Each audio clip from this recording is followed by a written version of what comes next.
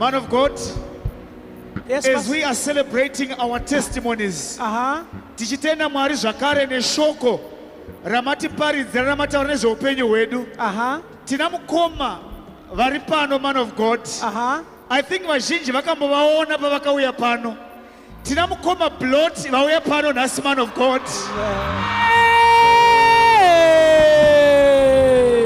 Wow, wow, wow, wow, wow, wow.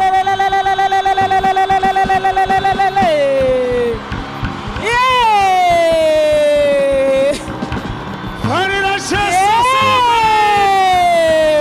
Jesus! Yay! Oh yes, oh yes, oh yes, oh yes. Oh yes, oh yes, oh yes.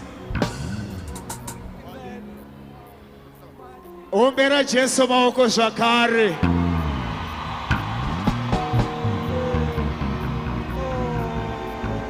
Oh Jesus.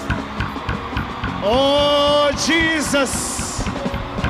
Oh Jesus. Oh Jesus. Thank you, Jesus. Wow. Thank you, Jesus. That's amazing. That's amazing. You are so happy? Achitenda Mwari, thank you so much for coming to church. I'm sure. So, man of God, Uh-huh. mukoma Blot vakuti ndoda kutenda Mwari nekuda kweupenyu hwangu. After the encounter yandakaita nemunhu waMwari, vazvipa upenyu hwavo kuna Mwari. Saka vauya kuti vazotenda Mwari nezvavari kuitirwa muupenyu hwavo. Amen. That's amazing.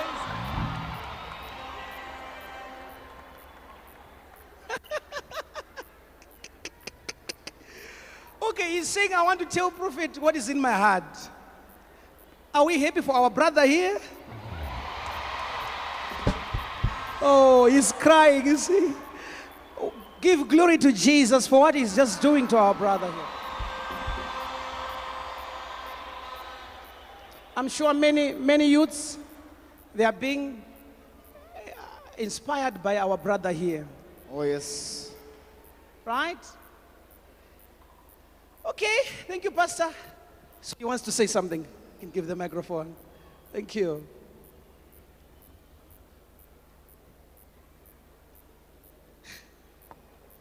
Oh. Oh my God. Oh my God. Oh my God. You can do better for Jesus. Just clap hands for Jesus. You can do better for Jesus. Do better for Jesus once again. Do better for Jesus. Amen. You can clap hands for Jesus again. Just clap hands for Jesus again. Amen. Amen. That's amazing. Glory be to Jesus. Right? We just give glory to Jesus. Amen. For his life. Amen. Amen.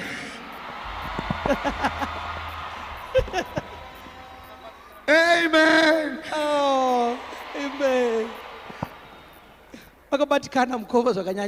Okay? Let him speak to his brothers and sisters, right? And to the church as well. Just clap hands for Jesus. Just clap hands for Jesus. Just clap hands for Jesus.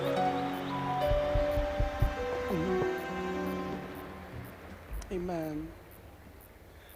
Prophet wangu nanganda kusuwai.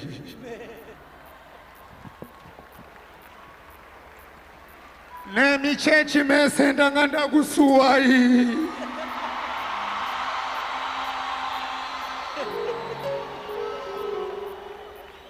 Nanganda kusuwai vanhu vaMwari. Ndokudai mese serudo rwamuri narwo neni.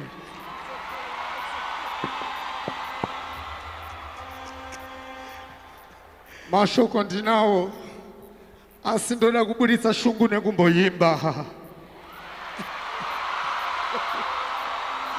Munonditendera here kumbokuyimbirai.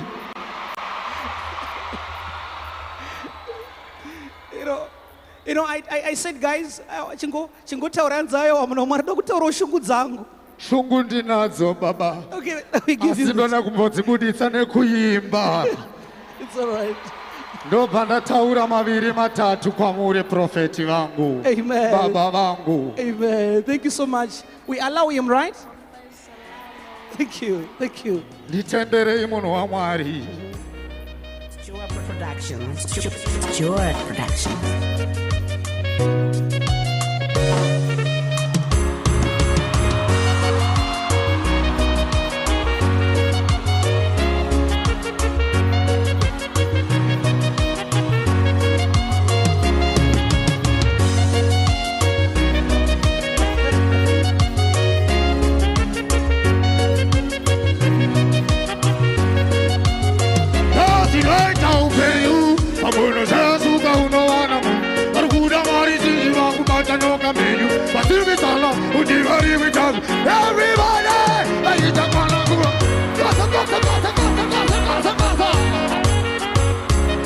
One more time.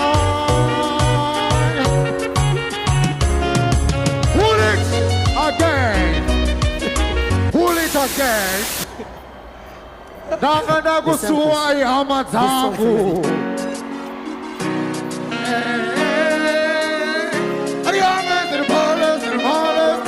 Professor Lalo on air.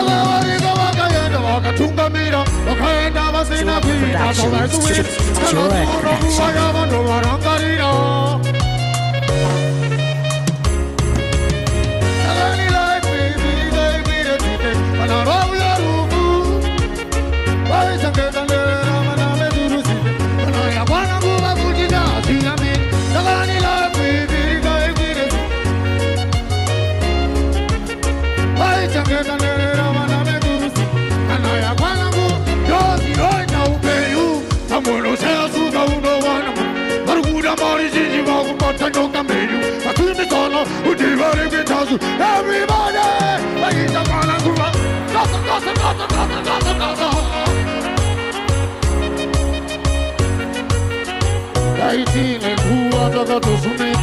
stop it! Hold on.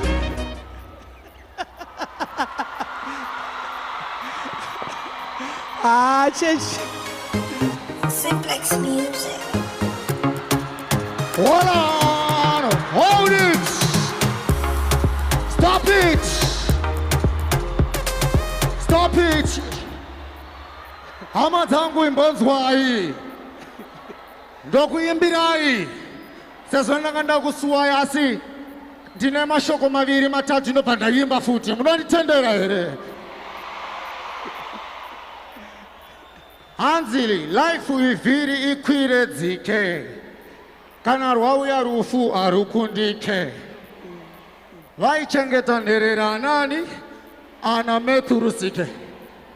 Ngasondinzwisi, vaichengeta nherera anani? Kureva kuti meturusike aiveko. Asi akuchichi? Akusisina. Hatingati aichengeta nherera iye achiripo. Kureva kuti haasichi? Asi Prophet Jose vakandida ndichiripo. Vakandida mhuri yangu ichiripo. Vakandida vatsigiri muchiripo. Vakandida chechi ichiripo. Kureva kuti ndichavepo. Next rhythm, my DJ. Simplex Music.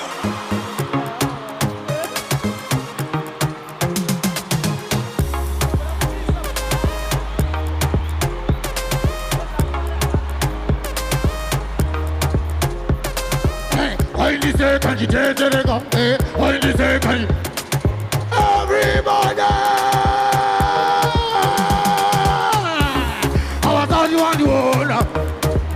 One more time!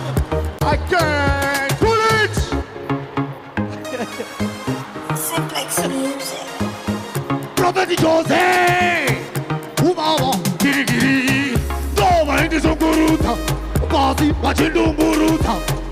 kunyangwe vandaitaza mamero vaisapa vakanyudza vaindiseka chitete vaindiseka chitete lenyika ichitete takakauya takabva ndasimuka havasati vani varichapera gore ndakavata toimba ngoma kusvikira ndapfuma skeleu skeleu vari kuwaina vachiti skeleu skele mabvanzi takaizwaika gore rino ndichaimba kwazo chaita mari kuita unge muvhato rotoli andichanati moto chaimba ngoma kusvika ndabata mudonzo kirileti tarisa smart mabvanzi abvunza sanzi kirileti ndakuda kupfeka hembe dzepatoro iri ngoma dzibreakfast enletop. Give glory to Jesus. You know, okay. Now, brother, church adds up, no Mwari, please. I just want to speak what you did for my life. You know, what our brother is just thanking God for his life. He was deep into drugs. But now he's coming out. He was in the rehabilitation. He came, we prayed for him, and Jesus restored his life. Thank you, Jesus. So he came with his family. This is amazing. Wow, just clip hands for his, wow. Wow, that's amazing. This is amazing. This is a family, and he's coming as a man who is restored. Oh, thank you, Jesus. Wow, just clap hands for Jesus Christ. Thank you. So we want to pray for them, right? We want to pray for them so that God will bless them as they start a new season in their life. Amen. Thank you so much. Amen. Zvinoda kuombererwa izvi. Jesu akanaka.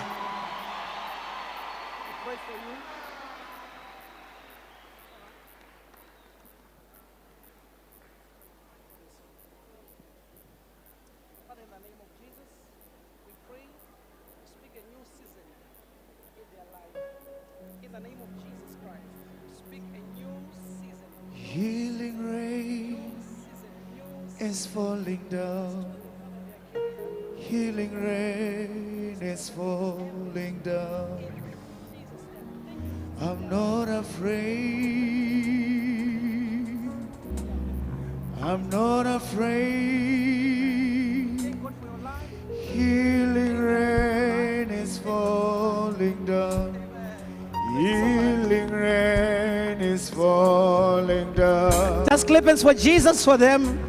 Thank you. We forgot to say something. He's looking so smart. Oh, yes. Wow. Wow, you look so smart, right? Zvekuda kutokupfuura mufundisi. Ndimi maita ndive zvandiri. Imbonzwai hama dzangu. Chimbonzwai hama dzangu. Nyaya yangu yandaisira pakati handiti. Ndanga ndichiti makambozvibvunza here songwe inonzi life ivhiri ikwire dzike. Pane akambozvibvunza nezvayo. Ndoda kuti udze ari pasaidi pako kuti zvandanga ndiri nhasi. Itai zvandanga ndiri. Zvandanga chi? Hazvisirizvo zvandiri mangwana. Oh, yes. Munoziva chinonzi chikorobho chakachinjwa kuita Gucci. Chikorobho chakachinjwa kuita chi? Kuita kushaina naMwari. Aha. Ndofunga munoziva zvandanga ndiri pamakandiona. Handina kumbochinja, ndini Blot wamaiziva. Asi zvaive zviri muna Blot ndo zvakachinja. Oh, yes. wese ari paari zvake munyika muno musiri munyika muno ziva kuti kana wanga wakavenga Bloti, Blot haana kuchinja asi zviri maari ndo zvaita sei? Kumaka Prophet Jose kumaka Mwari, kumaka Blot zvekare kumakani kumaka Mwari, nekuti Mwari akasika munhu nemufananidzo wani waMwari.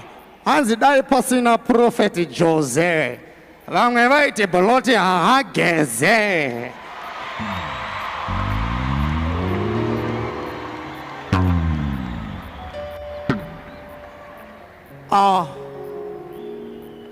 Simba raMwari rinoshamisa.